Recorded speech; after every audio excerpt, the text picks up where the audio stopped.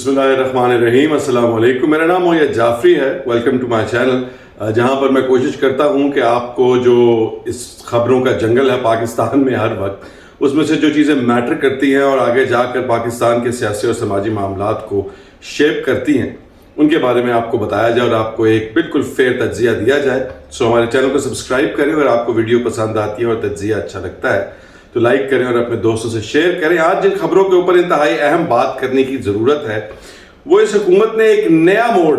ایک نیا حربہ ڈھونڈا ہے۔ میرا خیال ہے وہ آخری حربہ ہے جس کے ذریعے یہ پاکستان تحریک انصاف کو پھنسانے کی کوشش کر رہی ہے، مگر وہ انتہائی، جہاں پر مذاق کا خیز ہے وہاں انتہائی خطرناک بھی ہے، اور وہ حربہ ہے دہشت گرد تنظیموں کے ساتھ پاکستان تحریک انصاف کا رشتہ جوڑنے کی کوشش۔ وہ کہاں پر ہوئی، اس بارے میں آپ کو بتائیں گے کہ پاکستان تحریک انصاف کو کون سی دہشت گرد تنظیم کے ساتھ اب جوڑا جانے کی کوشش کی جا رہی ہے۔ اس کے علاوہ ہم بات کریں گے جو ڈیجیٹل دہشت گردی ہے جس کا الزام پاکستان تحریک انصاف کے اوپر لگایا جا رہا ہے، اس کے اوپر جو گرفتاریاں ہوئی ہیں ان کا نتیجہ کیا نکلا ہے اور ان کی اصل حقیقت کیا ہے، اور وہاں پر کس دشمن ملک کے ساتھ کن بنیادوں پر پاکستان تحریک انصاف کو جوڑا جا رہا ہے، اس بارے میں بھی آپ کو بتاؤں گا۔ اور میں آپ کو بتاؤں گا کہ پاکستان تحریک انصاف کے رہنما جو ہیں شبلی فراز، انہوں نے آج اس بات کا جو ہے وہ اعلان کیا ہے کہ پاکستان تحریک انصاف جماعت اسلامی کے احتجاج کو سپورٹ کرے گی، اور انہوں نے یہ بھی ایک ہنٹ دیا ہے کہ ہو سکتا ہے کہ وہ ان کے دھرنے کو بھی سپورٹ کریں، اور یہ معاملات جو 5 اگست کے پاکستان پی ٹی آئی نے کرنے ہیں احتجاج پورے ملک کے اندر، اس حوالے سے گمبھیر بھی ہو سکتا ہے، اور اس وقت کے آنے سے پہلے ہی اسلام آباد کی انتظامیہ نے بھی کچھ سٹیپس لیے ہیں، اس کے بارے میں بھی آپ کو بتائیں گے اور اس کے اوپر تجزیہ کریں گے۔ تو شروع کرتے ہیں سب سے پہلے کہ پاکستان تحریک انصاف کے، وہ کہتے ہیں جب کچھ نہ بن پڑا تو پھر کیا کیا۔ اب الٹیمیٹلی اب پاکستان تحریک انصاف کا جو تعلق ہے وہ جوڑا جانے کی کوشش کی جا رہی ہے تحریک طالبان پاکستان کے ساتھ۔ آپ کو یاد ہے میں آپ کو کہہ رہا تھا، میں نے اب جب ان کی ہوئی تھی ہمارے آئی ایس پی آر کی پریس کانفرنس، اس کے اندر میں نے آپ کو بتایا تھا کہ وہ بات کرتے ہیں ٹی ٹی پی کی، اور جب ایکشن لیتے ہیں یہ تعلق جوڑتے ہیں تو وہ مجھے ایسا لگتا ہے کہ وہ پی ٹی آئی کو اور اس کو ایک ہی ترازو میں تول رہے ہیں۔ تو اب جو معاملہ نظر آیا ہے کہ پاکستان تحریک انصاف کے انٹرنیشنل میڈیا کوآرڈینیٹر احمد وقاص جنجوعہ جو ہیں، جن کو اٹھا لیا گیا تھا، اور اٹھانے کے بعد انتہائی مذاق کا خیز سچویشن بنی کہ ویڈیو پوری موجود تھی، کیسے ان کے گھر پر سے ان کو اٹھایا گیا، کس طرح سے ان کی جو ہے لیپ ٹاپس، ان کی ساری چیزیں جو ہیں وہ اپنے قبضے میں کی گئیں، اور اس کے بعد پرچہ ہی ڈالا گیا کہ سڑک چلتے ان کو پکڑا گیا ہے، اور ان کے پاس سے بارود نکلا ہے، کلاشن کوفیں نکلی ہیں، پتہ نہیں کیا کیا۔ اور جو جج ہے اس نے بھی آج میں کہتا ہوں کہ بھگو کے ماری ہیں حکومتی جو وہاں پر لوگ تھے جو یہ سارا کچھ جو ہے کرنے کی کوشش کر رہے تھے۔ تو آپ کو پوری کہانی جو ہے وہ بتاتے ہیں۔ ہوا کچھ یوں کہ آج ان کی پیشی تھی احمد وقاص جنجوعہ کی، اور اس کے اندر جب ان کو پیش کیا گیا تو یہ کہا گیا کہ جی ہمیں مزید 10 دن کا ریمانڈ چاہیے، اور ہمیں جسمانی ریمانڈ چاہیے، کیونکہ ایک بہت بڑا مسئلہ کھڑا ہو گیا ہے، اور وہ مسئلہ یہ ہے کہ پاکستان تحریک انصاف کے جو انٹرنیشنل میڈیا کوآرڈینیٹر ہیں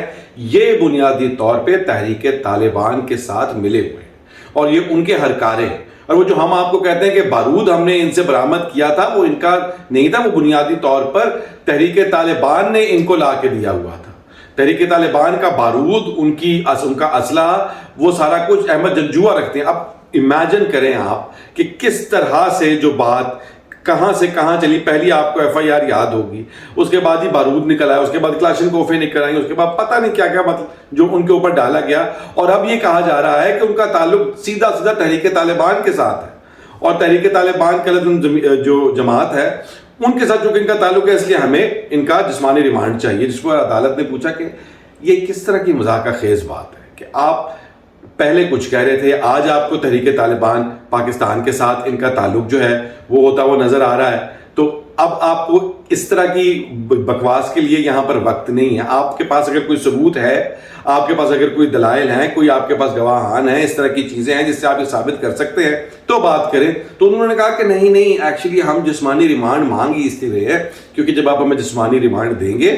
تو ہم یہ سارے ثبوت نکلوائیں گے۔ تو عدالت نے بھی آگے سے ان کو جو ہے وہ ذلیل کیا، انہوں نے کہا کہ ایسی کوئی ضرورت نہیں ہے اس سب کی، this does not make any sense, اور انہوں نے ان کی جسمانی ریمانڈ کو دینے کی بجائے ان کا جوڈیشل ریمانڈ دیا، اور میرے خیال ہے 1 اگست کو ان کی ضمانت کی اب پروسیڈنگز ہوں گی احمد وقاص گرایا کی، مگر گرایا کہہ رہا ہوں احمد وقاص جنجوعہ کی، مگر اس سارے کے ساتھ وہ عدالت میں جو ہوا وہ سو ہوا، وہ ایک علیحدہ معاملہ ہے. جج نے اس ساری جو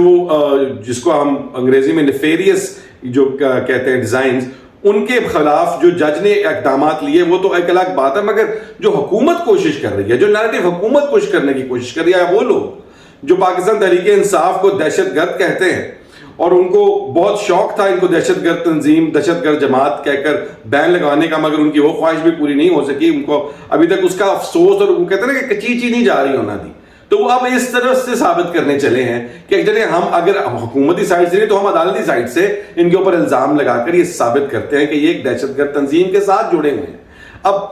یہ انتہائی ڈینجرس چیز ہے کیونکہ یہ ایک ڈیسپریٹ انسان کی کوشش ہے. دوسری جانب اب جب یہاں پر سے تو آگے سے جو ہے وہ ٹکا سا جواب مل گیا، دوسری طرف وہ جو پی ٹی آئی کے سیکریٹریٹ کے اوپر انہوں نے چھاپا مارا تھا، وہاں سے پی ٹی آئی کے لوگوں کو اٹھایا تھا ڈیجیٹل میڈیا سیل کے، ان کے اوپر جو مقدمے چلے تھے وہ سیدہ عروبہ پی ٹی آئی کی میرے خیال ہے ڈیجیٹل میڈیا ایکٹیوسٹ ہیں، ان کو جو تھا ان کے اوپر بھی پرچہ کیا ہوا تھا اور اس کو بھی آج چھوڑنا پڑا ہے بچی کو. تو مطلب اٹھاتے ہیں اس طرح سے کہ جیسے وہ ہو پتہ نہیں. جب عدالت نے پوچھا کہ ہاں جی کیا الزام کس چیز کا ہے، یہ جی اتنے سال سے پی ٹی آئی کے ساتھ ہم، سال سے تو ہے، جرم کیا ہے، یہ جی یہ ملک کے خلاف پروپیگنڈا کر رہی ہے، ثبوت کہاں ہے، کوئی نہیں، چپ، اچھا جی ثبوت نہیں ہے، کوئی گواہی، کوئی اس طرح کا کوئی آرگیومنٹ کوئی نہیں جی، تو پھر عدالت میں جانے ہی دینا نا. اس کے بعد پھر اگر آپ 20 پریس کانفرنسز کر کے کھڑے ہو جائیں اور کہیں کہ عدالتیں انصاف نہیں کریں، کیا کریں عدالتیں؟ آپ مجھے سمجھا دیں کہ جب آپ لوگوں کو اٹھاتے ہیں یہ جو ڈیجیٹل میڈیا اور ڈیجیٹل دہشت گردی والی جے آئی ٹی وی سارا کچھ جو یہ بھی کچا چٹان قریب بہت جلدی کھلنے والا ہے. اس کے بعد عدالت کے اندر یہ بھی آرگومنٹ پیش کیا گیا باقی لوگوں کے حوالے سے کہ جی ان کے انڈیا کے لوگوں کے ساتھ جو ہے نا وہ رابطے ہیں.